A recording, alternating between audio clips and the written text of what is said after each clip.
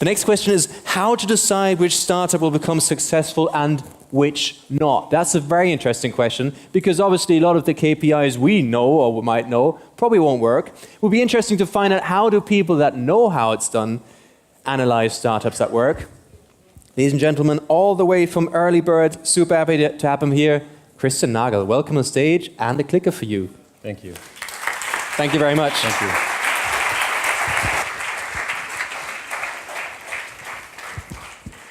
So, this question indeed is a very interesting question, and I actually don't know the answer. So that's the truth.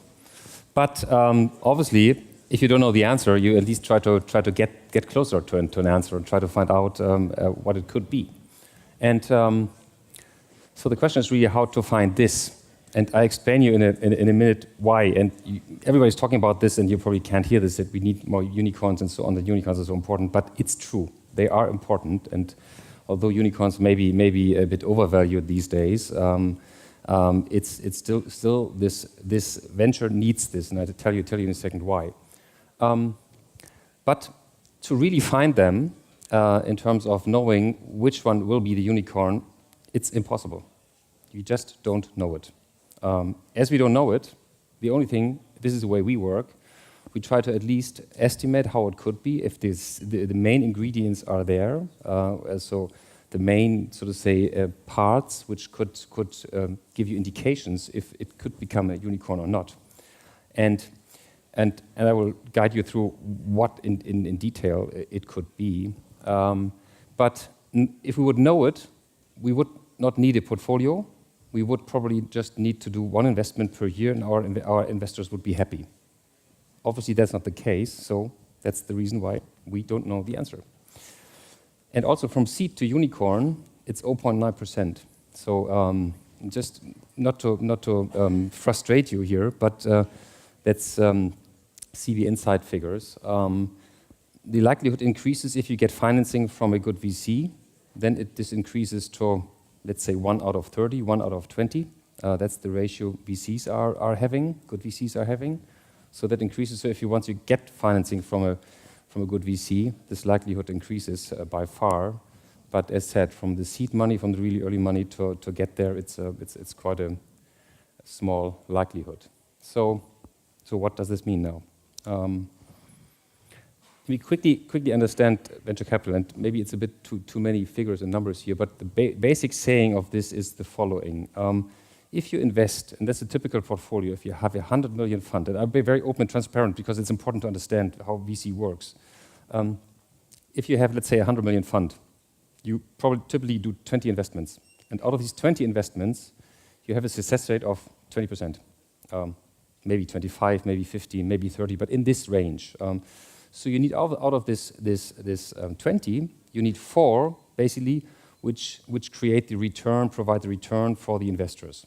And the investors typically want a return of 3 to 4x on the invested money, which is in a 100 million fund, it's 3 to 400. So you have to deliver them 3 to 400 million, which means that each of these have to deliver 100 million to the fund.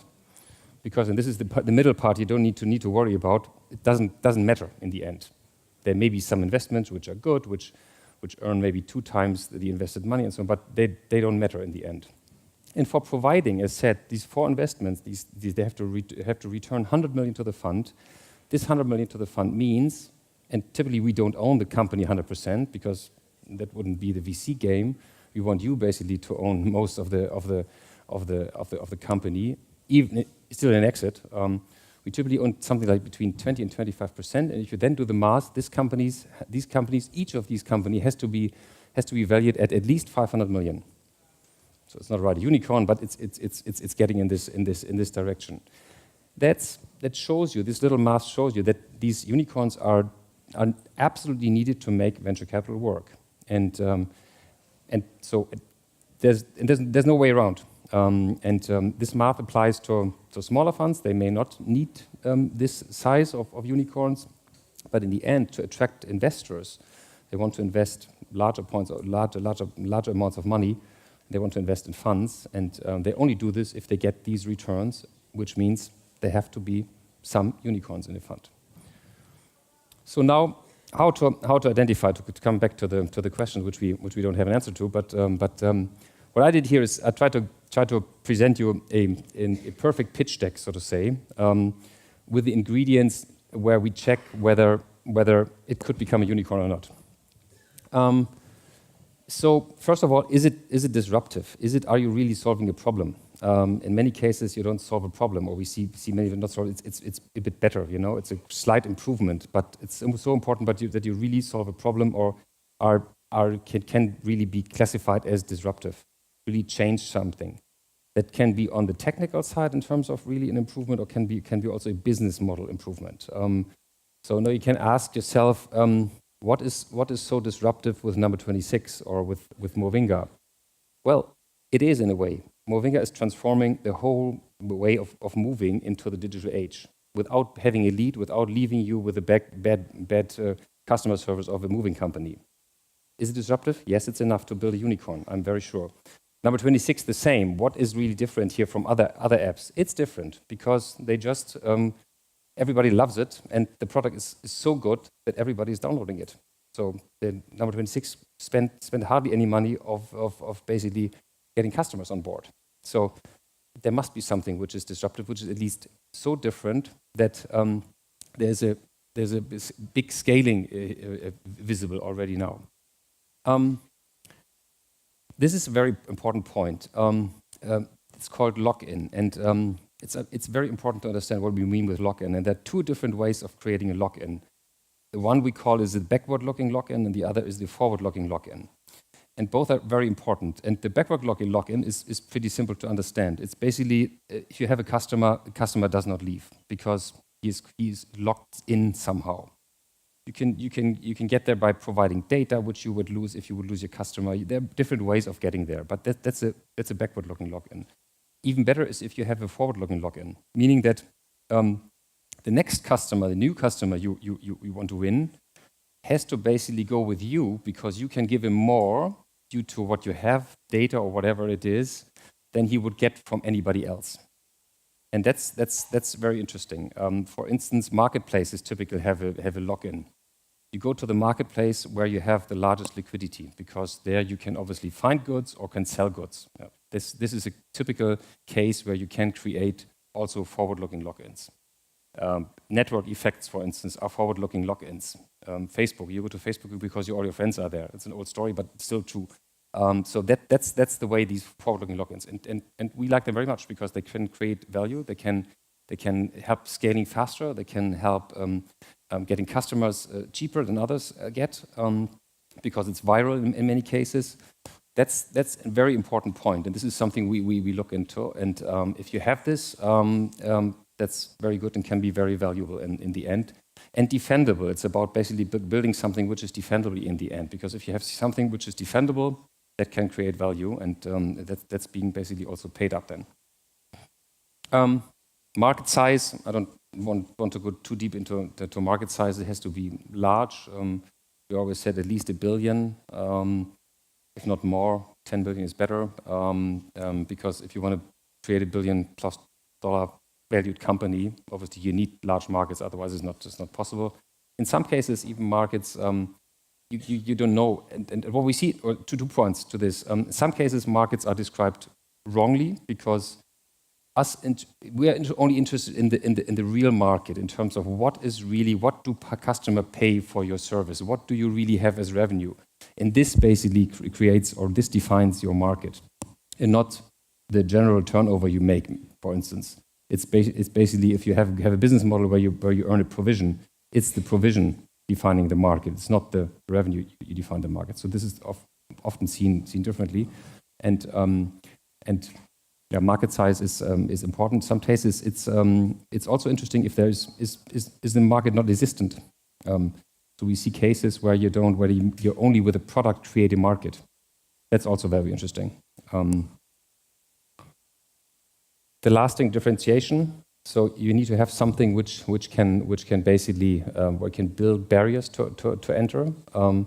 That's something what you normally have in the beginning. In many cases, we always ask the question: how does it look in 5 to 6 years from now? Is there still a differentiation, or is it gone? Because others are also innovating within the time frame of 5 to 6 years. We always try to look ahead and try to look at the point in the future where we would be willing to sell the company, IPO the company, do whatever. And at that point in time, it's very important if you still can claim a differentiation at that point in time. First deal positive. So it's about the business model. So are you in a business where you can basically, with the first transaction, become at least on a transaction basis positive? That's different in some models, but in the end, it always boils down to these kind of things. If it's not the first transaction, it can also be the first transactions. If transactions happen every day, then it's obviously it can be also a number of transactions, but it has to be like this because otherwise it's difficult. We also invest in business models where it's not clear how to get there, but systematically it has to be possible basically that you get there. It's also not the first day you have to show this, but in a sort of say after a certain period of time, it has to be clear in the beginning when we invest that you come to this phase where the first deal is positive, which doesn't mean the company needs to be profitable, obviously, but at least the transaction has to be profitable, and that's becoming really really important, even more so in those days.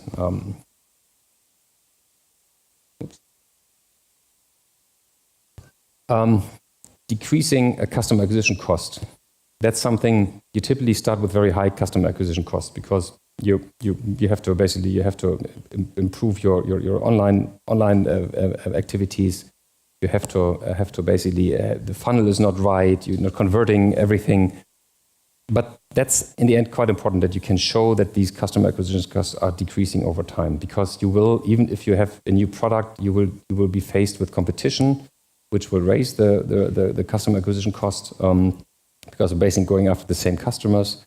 So you have the concept has to show already now that you will enter into decreasing customer acquisition cost. If this is not the case, we see business models where basically they are nicely growing, but the customer acquisition costs are not going down, and then you're faced with a problem because you will have competition, and that may lead to even increasing customer acquisition costs. The argument always then is yes, but we will sell more, we will cross-sell, we will upsell, whatever. Doesn't matter. You have to work on shrinking customer acquisition costs. Otherwise, it's just not as attractive to us. Growth. You've seen two growth cases just before my presentation. You have to have a business model which is growing, and not just in the beginning, because in the very beginning you're obviously growing with more than 10% per month. But so to say, you have to show this also after a certain period of time. And there's a huge value difference between companies growing with 5% or 5 to whatever percent per year, and companies growing with 100% per year. It's enormous. There are big. If you Google this, you can find. You find slide decks analyzing this over a long period of time. McKinsey has done this for a long period of time, and it's amazing. The outcome is amazing. So company growing, if they are large, still with 100%, are valued 10, 20 times more than the next company growing with just half of the growth rate. So this has an enormous impact on value, and obviously, you don't know how you will be growing. Your company will be growing in 4 to 5 years from now. But focusing on this is really important, and making sure that you still grow after even a certain period of time, and which all ties a bit together. Is obviously it's market size, it's customer acquisition cost, and all these things tie a bit together. Obviously, because if you have done all the other things right, there's a good likelihood that you can grow as fast as I mentioned here. Team. Probably heard a lot about team. You have to have the world-class team. I think it's easier those days because you find more experienced people, and more people are willing to join you as a startup, even with experience. So that's good news. But you have to really work on the team and really fine-tune the team, and have to also show the ability of that you can create create a team and basically and delegate, and all these kind of important things have to be so to say within the DNA of the founder team. Capital efficiency is also something which is important. You can obviously achieve a lot with burning a lot of money. E-commerce, if you want to build a $1 billion e-commerce company, you have to spend $1 billion. That's the saying. That's obviously not very capital efficient. Something we as venture capitalists don't like too much. So capital efficiency matters a lot. Matters also for you, because if you always need to raise money, you're obviously always being diluted more. Can be good in the end if it's large enough, but still it's better if you come up with an efficient business model. And this is really also something which is missing in many companies. You have to have a system in place and track all the data you're generating. That is really very important. And I see very often cases where we ask for data and they say, yeah, we were thinking about tracing this data, but you should do it right away from the beginning. Right away from the beginning, trace and track everything. I mean, it's easy because you can do this. You just need to do it and have it in place, basically, that you can dice and slice the data in the way you want it and use it also. Make use of this, because you need to be KPI driven, and for this you need the data. That's why you really have to, basically from the first day on, that you're very data driven, because in the end it's about optimization. All the things I mentioned before, it's about optimizing. It's optimizing funnels, optimizing customer acquisition costs, all these kind of things. And for this you need the data. And you need the data from the first day on, because we will ask for this data. We will ask, okay, how you're tracking, how can you show us, can you prove us how the measures you've been taking have changed anything. That's so important, basically, to see that the actions you are doing are improving your business. That's why data tracking is so important. Yeah. So I can only encourage you, join the crowd. You've seen 2 companies we invested into, we're always looking for interesting concepts and ideas which fit into this scheme. Thank you.